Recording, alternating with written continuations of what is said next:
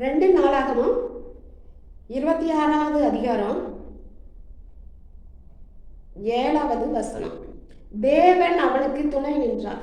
தேவன் அவனுக்கு துணை நின்றார். அப்போ தேவன் ஒரு மனுஷனுக்கு துணை நின்றா அவனை யாருமே என்ன செய்ய முடியாது, அசைக்க முடியாது. யாருக்கு தேவன் துணை நிற்கிறாரோ அவங்கள யாரும் அசைக்க கூட முடியாது. சரியா? ஏன்னா தேவன், அந்த தேவன் யாரு அப்படின்னு கேட்டா சர்வத்தையும் படைத்த கர்த்தர்.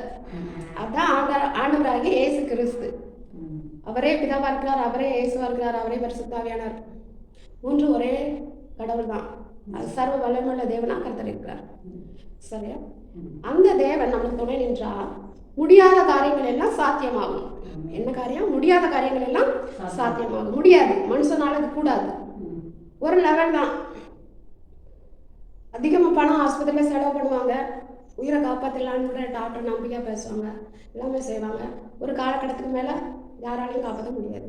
அப்படிப்பட்ட ஒரு நபராக இருந்தாலும் ஆண்டவராக இயேசு கிறிஸ்துவை விசுவாசிக்கும் போது கர்த்தர் சகல இயேசு கிறிஸ்துவோட ரத்தம் சகல பாவங்களை இன்னைக்கு சுத்திகரிக்கிறங்கிற வசனத்தை அந்த மனுஷன் நினைவு கூர்ந்தா, கர்த்தாவையும் நான் நிறைய பாவம் செஞ்சுருக்கிறேன், ஆனால் உங்களுடைய ரத்தத்தினால ஒரு நிமிஷம் என்னை கழிவு சுத்திகரிங்கன்னு எவன் மனசார ஆண்டவராக இயேசு கிறிஸ்துட்ட மன்னிப்பு கேட்டு விசுவாசிக்கிறானோ அவனுக்கு தேவன் துணை நிற்பார்.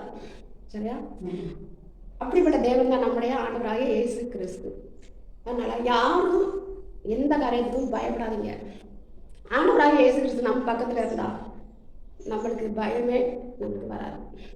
அதனால இந்த யூடியூப் சேனல் பார்க்குற யாவரையும் இயேசு கிறிஸ்து நாமத்தினால மீண்டும் வாழ்த்தி வரவேற்கிறேன். கர்த்தர் எங்களை ஆசீர்வதிப்பாராக. தேவன் அவனுக்கு துணை நின்றார். அதுபோல யாரெல்லாம் இயேசுவை நம்பி சார்ந்து கொள்கிறாங்களோ அவங்களுக்கு தேவன் துணை நிற்கிறார். அதனால இந்த வீடியோவை பார்க்குற யாவரையும் கர்த்தர் அப்படியே ஆசீர்வதிப்பாராக. இயேசு கிறிஸ்துவின் நாமத்தில் ஜெபிக்கிறோம் நல்ல பிதாவே, ஆமென்.